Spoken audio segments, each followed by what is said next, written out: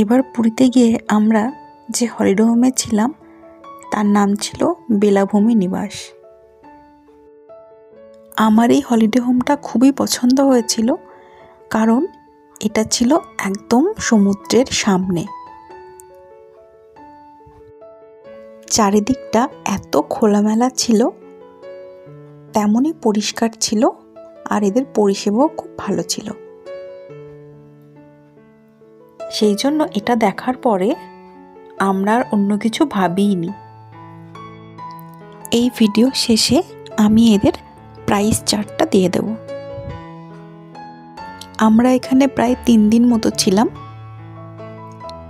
আর আমাদের এতটাই সবার পছন্দ হয়েছে যে আমরা নেক্সট টাইম গেলে এটাতেই থাকবো।